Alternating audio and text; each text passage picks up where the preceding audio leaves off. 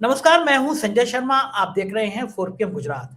Gujarat lobby के लिए परेशानी की घड़ी है। अमेरिका के एक संगठन ने कहा है कि आरएसएस को प्रतिबंधित कर देना चाहिए।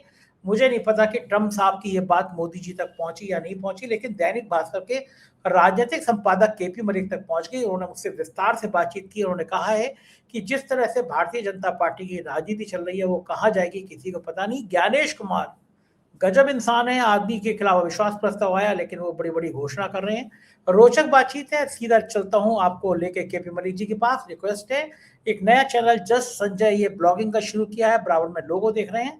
इस चैनल को सब्सक्राइब करेंगे तो आपको मेरी निजी जिंदगी की बहुत सारी बातें पता चलती रहेंगी। रिक्वेस्ट है जस्ट संजय को अपना प्यार दीजिएगा। चलते हैं केपी मलिक के पास।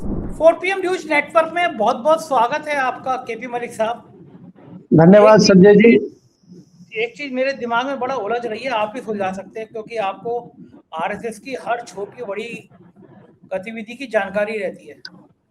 मैं ये पूछना चाह रहा हूँ, इधर तो मोदी जी कह रहे हैं माय फ्रेंड ट्रम्प, और उधर अमेरिका कह रहा है कि भाई संघ पे आरएसएस पे प्रतिबंध लगा दो।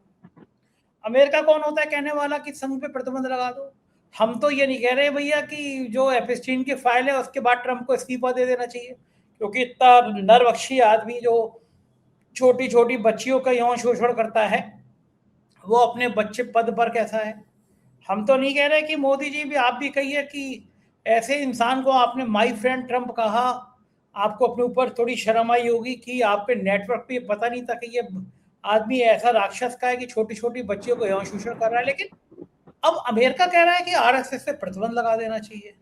क्या वाकई में कि अमेरिका को समझ में आ गया, क्या इंटेलिजेंस रिपोर्ट आ गई कि संघ जो है भारत में वही काम करना चाहता है, या उसके जो सहयोगी दल हैं, बजरंग दल है और कट्टर संगठन है, ये वही काम करना चाहते हैं जो आईएसआई पाकिस्तान की करना चाहती है। आईएसआई ऐसे यही चाहती है कि भाई हिंदुस्तान में हिंदू और मुसलमानों के बीच भी दूरियां बन जाए, हिंदू और मुसलमानों के बीच नफरत फैल जाए। और वही काम अब संघ के आनुवंशिक संगठन जो है, बजरंग दल, विश्व हिंदू परिषद के कट्टरवादी लोग जय श्री राम का नारा लगा के इस तरह हिंसक आंदोलन करते हैं, कई जगह पे मॉब लिंचिंग करते हैं। तो ये संघ को क्या अब ये अमेरिका की बातों का जवाब देने का मन करेगा? मोहन भागवत ने इतनी हिम्मत बची है कि कहें कि अमेरिका कौन होता है संघ के ऊपर बात करने वाला? या मोहन भागवत जी, मोदी जी ने कह पाएंगे पकड़ो अपनी सिक्योरिटी वापस अगर तुम ट्रंप का विरोध नहीं कर सकते हो? या मोहन भागवत जी अब सिक्योरिटी के प्रेशर में इतना है कि 20 ब्लैक कमांडो हटा देंगे मोदी जी अगर उन्होंने अमेरिका की बुराई करी? खेल क्या है ये समझ में नहीं आ रहा मेरे को। अमेरिका क्यों संघ पे प्रतिबंध लगाना चाहता है? नहीं संजय जी, आपके लिए तो कई सारे खेल हैं जो आपको समझ में नहीं आ रहे हैं। इसी चक्कर में आपके खेल समझ में ना आए, इसीलिए आपके चैनल पर जो प्रतिबंध लगाया गया है उसकी बड़ी प्रतिक्रियाएं आ रही हैं। हमारे पास भी आ रही हैं, अमेरिका से भी आई हैं, बाकी देश के अन्य हिस्सों से भी आई हैं। और मुझे लग रहा है रिपोर्ट तो आपके पास होगी कि जो आपके दूसरे सहयोगी चैनल थे उन पर लगातार दर्शकों की संख्या बढ़ गई होगी और आप चैनल को वापस लाने के लिए लड़ाई भी लड़ रहे होंगे। पहले भी आप लड़ चुके हैं, सफलता भी मिली है। तो हौसले जो है बुलंद है, हम जैसे लोगों की आवाज भी दूर तक जाती है। तो इसमें मुझे लगता है कि इनके इस डराने से कोई डरने वाला नहीं है। ना दर्शक डर रहे हैं और ना हम डर रहे हैं, बल्कि हमें तो जब दर्शकों की शुभकामनाएं आती हैं और दर्शक इस तरह की बात करते हैं तो और ऊर्जा बढ़ती है और हिम्मत बढ़ती है इस तरह की चीजों को उठाने की। अब आप ये देखिए, जिस खबर की चर्चा आप कर रहे हैं कि अमेरिका में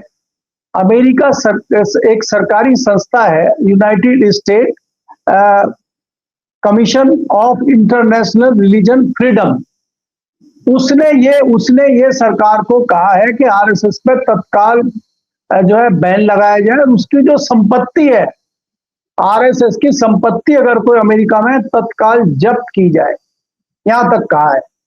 तो ये खबर बाकी जगह कहीं है नहीं, लेकिन 4PM पे चल रही है। तो जब 4PM पे इस तरह की खबरें चलेंगी और मोहन भागवत जी और नरेंद्र मोदी जी के बारे में इस तरह की बातें होंगी, तो देखिए संजय जी, चैनल तो बंद होगा। या तो आप थोड़ा राम धुन लगाइए, योगी धुन लगाइए और थोड़ा सा जो है नमस्ते सदा वत्सले शुरू कर दीजिए अगर चैनल को बचाना है और खबरें चलाना है, सच्चाई दिखानी है, दर्शकों का दिल जीतना है, तो फिर ये इस तरह की चीजें आपको झेलनी पड़ेंगी। लेकिन मुझे लगता है कि हौसले आपके भी बुलंद हैं और मेरी तरफ से आपको, आप ये मामले को, इस लड़ाई को जीते, इसके लिए शुभकामनाएं हैं और मैं आपको सैल्यूट करता हूं। खैर, अब आते हैं हम खबर पे। जो सवाल आपने पूछा है, देखिए देश में जिस प्रकार से आज हमारे क्रिटिसाइज हो रहे हैं, आज भारत की स्थिति बन गई है संजय जी, बहुत दुर्भाग्यपूर्ण है। और आज हालत ये हो गई है कि जो मोदी जी के समर्थक थे, जो अंधभक्त थे, उनकी अंधभक्ति थोड़ी थोड़ी कम होनी शुरू हो गई है। उनका ज्ञान चक्षु खुलने शुरू हो गए हैं जब घर में 3 दिन से खाना नहीं बन रहा है। उज्ज्वला वाले ज्यादा परेशान है, जिनको मोदी जी ने कृपा जिनके ऊपर की थी, वो उज्ज्वला वाले ज्यादा परेशान है। हम और आप जैसे लोग तो फिर भी किसी तरह से चलो कर रहे हैं, लेकिन उज्ज्वला जिनको मिली थी और जो अंधभक्त थे, जो कई लोग तो वहां पहुंच गए नाले पे, वो सिलेंडर, वो चूल्हा और वो लेकर जो गैस जो मोदी जी ने बनाया था उसका भी परीक्षण शुरू कर दिया कई लोगों ने। जब वो गैस नहीं निकली, जब चूल्हा नहीं जला, तब उनके ज्ञान चक्षु खुले, हो ये तो मोदी जी ने जुमलेबाजी हमारे साथ कर दी और ये तो इसका मतलब झूठ बोल रहे थे, तो और भी ये कई झूठ बोल रहे हैं। तो जनता धीरे धीरे जागरूक हो रही है। और अमेरिका में इस तरह की चीजें कहना भारत के लिए, मैं तो कहूंगा हिंदुस्तान के लिए, भाजपा के लिए, आरएसएस के लिए मुंह पे तमाचा है अमेरिका का। तमाचे तो हमें बहुत पड़ रहे हैं, 100 तमाचे अभी तक मार चुके हैं ट्रंप, और उसके बाद 5-6 तमाचे उनके मंत्री, प्रेस सचिव, सेक्रेटरी वो मार चुके हैं। एक सेक्रेटरी ने तो कहां तक कह दिया कि बहुत अच्छे एक्टर हैं हिंदुस्तान के प्रधानमंत्री और दूसरे मंत्री, वो जो हम कहते हैं वही अच्छी एक्टिंग करते हैं, बढ़िया कलाकार हैं। एक चैनल की एंकर ने कह दिया था कि मोदी जी ने टांगे फैला दी है। क्या क्या भारत के ऊपर इस तरह की चीजें हो रही हैं और हम मौन धारण किए हुए हैं। आरएसएस की खबर पे भी हिम्मत नहीं पड़ी है किसी आरएसएस पे उसको बोलने के लिए। पहले भी इस तरह की सिफारिशें अमेरिका में और बाकी जगह की गई है, लेकिन तब बड़ी बड़ी बातें आरएसएस करती थी कि भारत की स्थिति कमजोर है, भारत सरकार बोल नहीं रही है, भारत सरकार ये नहीं कर रही। अब तो आप ही की सरकार है, अब करवा लीजिए ना। मोदी जी लाल आंख दिखाए ट्रंप को और कहें आपकी हिम्मत कैसे हो गई कि आप आरएसएस पर बैन लगा देंगे।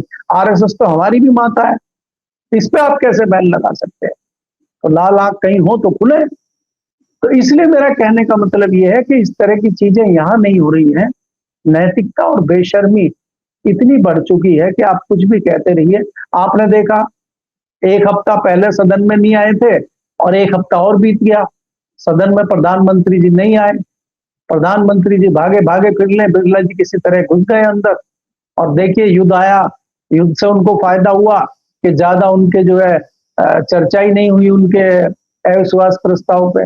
दूसरा एक और महाभियोग का मामला चल रहा है सदन में, और आपके जो परम मित्र हैं ज्ञानेश कुमार जी, उत्तर प्रदेश वाले, जो ज्ञानी बाबा हैं, उन्होंने प्रेस कॉन्फ्रेंस छुट्टी के दिन कर दी है, इतवार के दिन।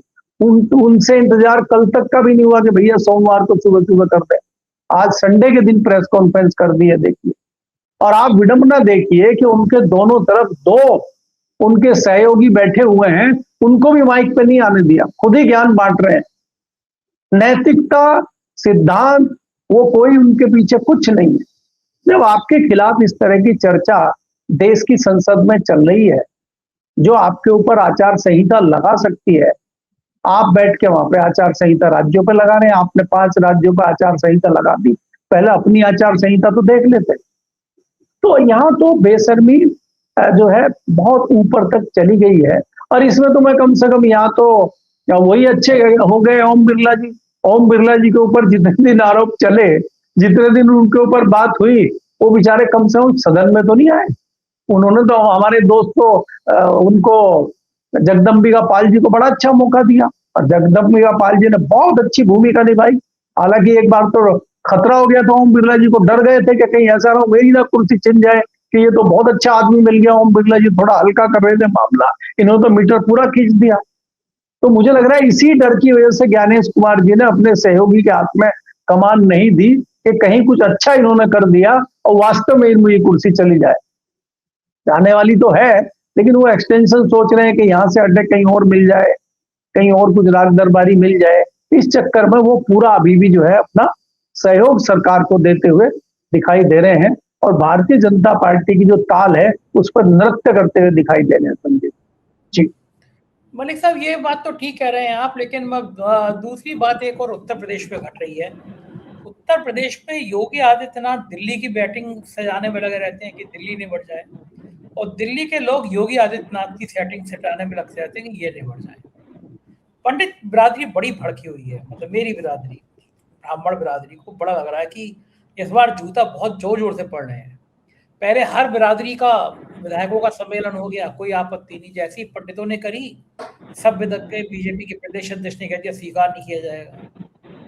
उसके बाद अलग अलग बयान इस तरह के आते रहे, ब्राह्मणों को पीड़न की बड़ी मिर्ची लगती रही। अब तो एग्जाम भी आ गया कि बताइए अवसरवादी, मतलब मैं ब्रजेश पाठक की जगह होता तो इस्तीफा दे देता भाई। अगर आप ब्राह्मणों की राजनीति कर रहे हो, आपने शंकराचार्य का अपमान हुआ तो बुटुक जो थे उनको ब्रजेश पाठक जी ने बुलाया घर पे और उनका सम्मान किया, उनके पैर वैर हुए। कल मैं अखिलेश यादव जी से मिला था मुंबई में, तो वो भी कह रहे थे कि भाई ब्रजेश पाठक को चाहिए कि अगर ब्राह्मणों की बात कर रहे हैं तो इस्तीफा दे देना चाहिए उनको।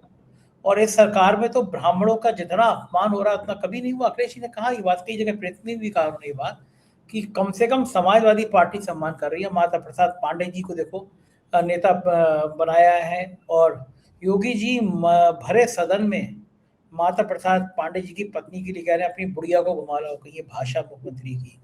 और उसके बाद में पलट के फिर वो अफसर हैं वो भी काम लगा देते हैं, चुपचाप सवाल डाल दिया, पंडित मतलब अवसरवादी। अब वो ब्राह्मणों का जो रिएक्शन हो रहा है उत्तर प्रदेश में, क्या लग रहा है कि ब्राह्मण बनाम ठाकुर या ऊंची बनाम पिछड़ी जातियां, ये लड़ाई क्या अभी और बढ़ेगी? और ये लड़ाई बढ़ेगी तो ये किस रूप तक जाएगी? बैकवर्ड और दलित मान रहे हैं यूजीसी में सरकार ने ऊंची जातियों के सामने सरेंडर कर दिया, और ऊंची जाति मान रही है कि उनको अपमानित करने के लिए ये नियम लाए हैं। ये लड़ाइयाँ जातियों का जो लड़ाई है, क्या ये बीजेपी के लिए बहुत बड़ा नुकसान आने वाली है 2027 में और 29 में? और मुझे लग रहा है योगी जी भी चाहते हैं, लग रहा है मुझे भैया, पक्का तो क्या बताऊं मैं आपको। योगी जी चाहते हैं कि लड़ाई इतनी बढ़ जाए, वो तो भैया देखो ठाकुरों के नेता बन जाएंगे क्योंकि राजनाथ सिंह की उम्र हो गई, तो अब वो क्षत्रिय नेता बन जाएंगे, बन भी गए हैं, ठाकुर उनको पसंद करते हैं। तो अगर मान लीजिए 2029 से बीजेपी निबट जाती है तो मोदी जी साइड में आ गए, तो 2014 में योगी आदित्यनाथ सशक्त प्रधानमंत्री पद के उम्मीदवार हो सकते हैं। तो उससे पहले बीजेपी की ऐसी बैंड बजाना चाहते हैं। आपको क्या लग रहा है उत्तर प्रदेश की राजनीति किस दिशा में जा रही है? केशव मौर्य का हेलीकॉप्टर देखिए आप, बार बार वो हेलीकॉप्टर दे दिया जा रहा है जिसमें बच जा रहे हैं। चार बार वो खराब हो चुका है हेलीकॉप्टर। तो क्या केशव मौर्य को निपटाने की रणनीति बन रही है कि भैया हेलीकॉप्टर में निपट जाओ? जैसे महाराष्ट्र में अजीत पवार के हेलीकॉप्टर क्रैश को लेकर तरह तरह के सवाल खड़े हो रहे हैं, तो इधर केशव मौर्य को निपटाने की कोशिश हो रही है, उधर ब्रजेश पाठक बेचारे, उनको समझ नहीं आ रहा है ये पंडितों के अपमान पे वो क्या बोल रहे हैं क्या नहीं बोल रहे। क्या लग रहा है आपको उत्तर प्रदेश की राजनीति में, आपका क्या मानना है? देखिए संजय जी, मैं तो आपको बहुत पहले से इस बात को कहता रहा हूं कि दिल्ली की और लखनऊ की जो भाजपा की लड़ाई है उसमें बाबा और गुजराती लॉबी जो है दिल्ली की, उसमें तलवारें खिंची हुई हैं। पहले लोग विश्वास इस बात का नहीं करते थे, लेकिन 24 में ये बात जो है सबके सामने आ गई है। और अब तो एक एक व्यक्ति एक एक चीज सब जान चुका है। आप मुख्यमंत्री का व्यवहार देख रहे हैं, गृह मंत्री का व्यवहार मुख्यमंत्री के लिए देख रहे हैं, प्रधानमंत्री का और मुख्यमंत्री का रिश्ता आप देख रहे हैं, सारी चीजें आपके सामने हैं।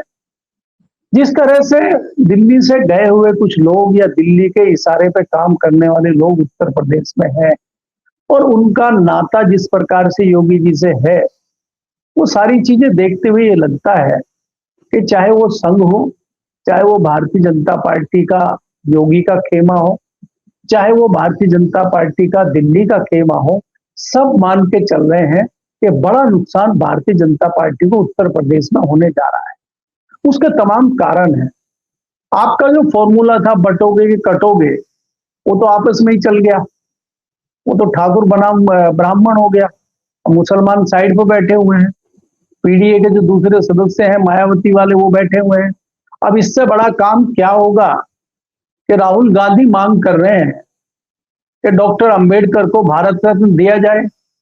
मायावती जी तो सो रही हैं, तो उनका हाथी भी सो रहा है। अभी हाथी जागेगा फिर उठेगा, फिर वो मतवाली चाल चलेगा। अब कहां तक चल पाएगा वो भी आपके सामने है।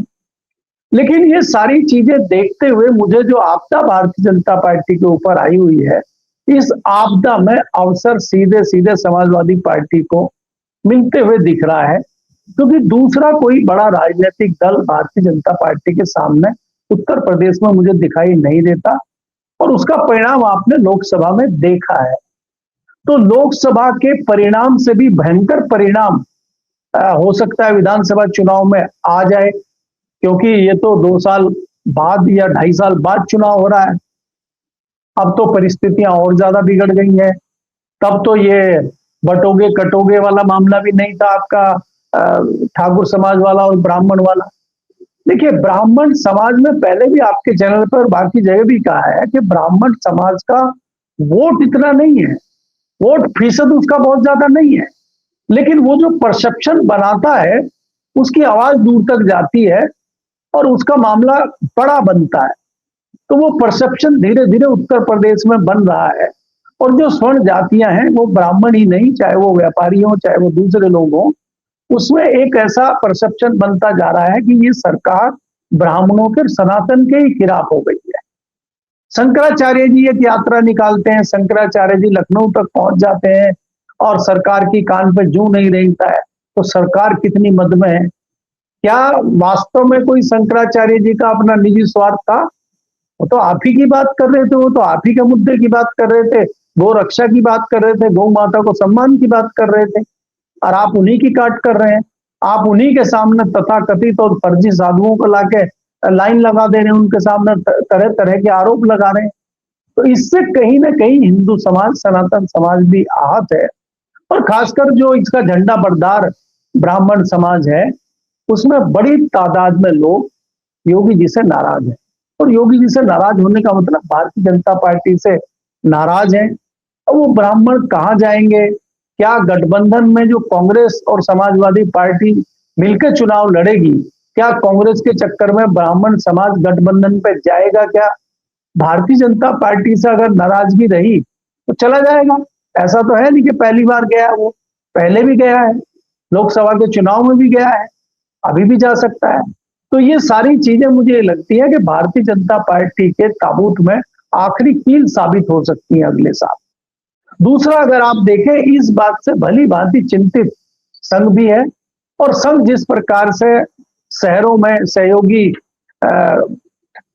वो कार्यक्रम कर रहा है, अब अपने जो है आरएसएस के लोगों को भारतीय जनता पार्टी के लोगों को मिला के समागम करा रहा है, मिलाप करा रहा है, उनके शिकवे शिकायत दूर करने की कोशिश कर रहा है, लेकिन संघ में भी उतना दम अभी बचा नहीं है, क्योंकि संघ भी अपनी बात उस तरह से नहीं कह पा रहा है जिसके लिए संघ को जाना जाता है। हालात ऐसे लगने लगे हैं कि यहाँ पे अब कोई किसी की नहीं सुन रहा है। और देखिए संजय जी, अगर आप देखेंगे, अभी मोदी जी भी ये बात जान चुके हैं कि संघ में और भारतीय जनता पार्टी में उनकी भी साख लगातार गिरती जा रही है, और वो चौतरफा गिरे हुए हैं। वो देश विदेश की नीति में भी घिरे हुए हैं, वो विपक्ष में भी घिरे हुए हैं, वो संसद में भी घिरे हुए हैं, वो भाजपा में भी घिरे हुए हैं, वो संघ में भी घिरे हुए हैं। तो ऐसे में वो भी अब जो है थोड़े जहरीले हैं और गुस्से में हैं। अभी वो अपनी कुर्सी किसी भी कीमत पर नहीं जाने देना चाहते, और उसके लिए वो कुछ भी कर सकते हैं, चाहे उनको उत्तर प्रदेश को कुर्बान करना पड़े और चाहे वेस्ट बंगाल को कुर्बान करना पड़े, उनको अपनी कुर्सी बचानी है किसी भी कीमत पे।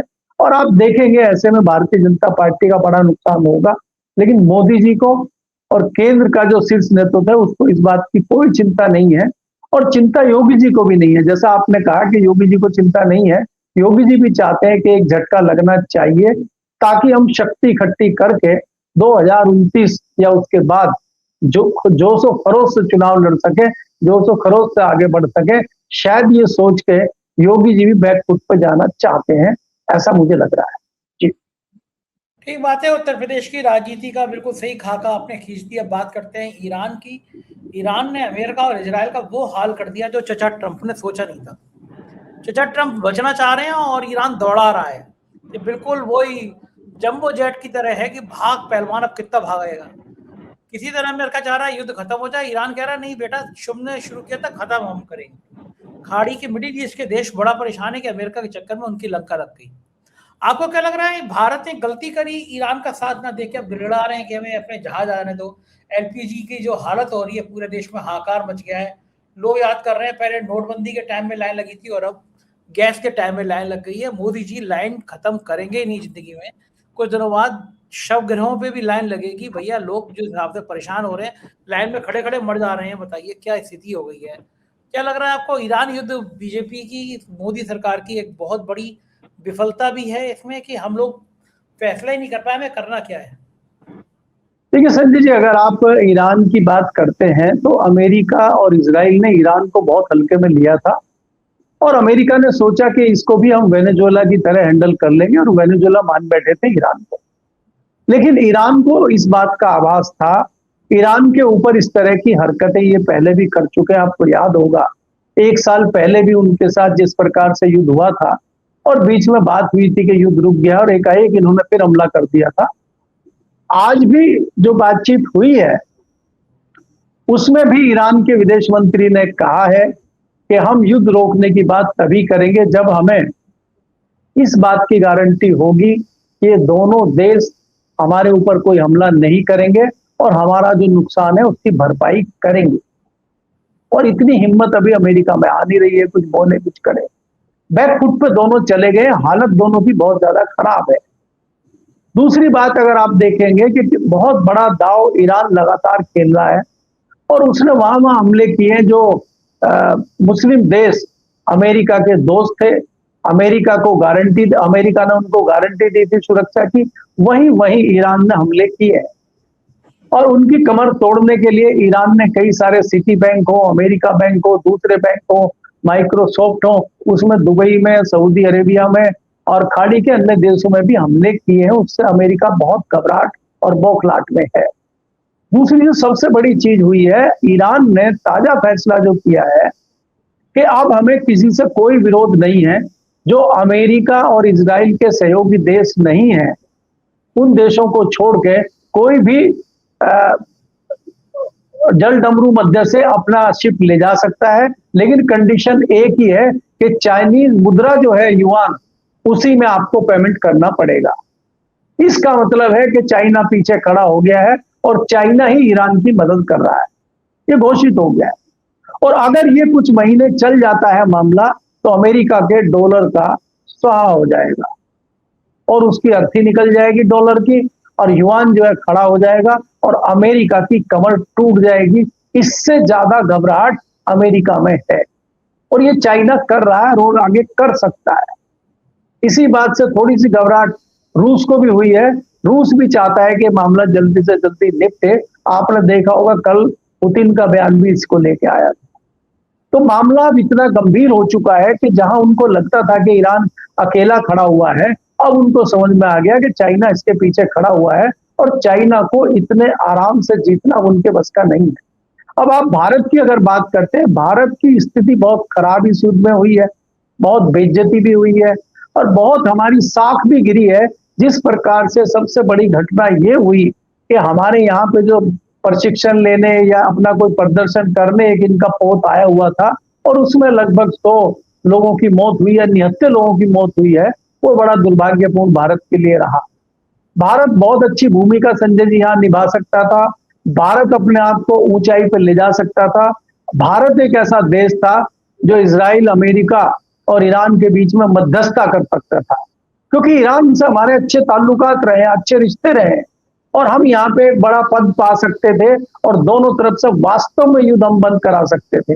देखिए वो तो हमने शगुफा जुमला छोड़ा था कि यूक्रेन का और रशिया का युद्ध हमने बंद कराया, लेकिन हम ईरान, अमेरिका और इजराइल का युद्ध वापस में खत्म करा सकते थे, वास्तव में करा सकते थे अगर यहाँ पे हमने थोड़ी सी हमारी विदेश नीति ठीक होती। लेकिन हमने इस दौरान ये देखा हमारी विदेश नीति, हमारी व्यापार नीति, हमारी आर्थिक नीति, सब हमारी नीतियां ध्वस्त होती दिखाई दी। हमारी कोई नीति कहीं नहीं है। तो इसलिए भारत को इस बात का बहुत बड़ा मलाल भी रहेगा और बहुत बड़ा नुकसान भी होगा।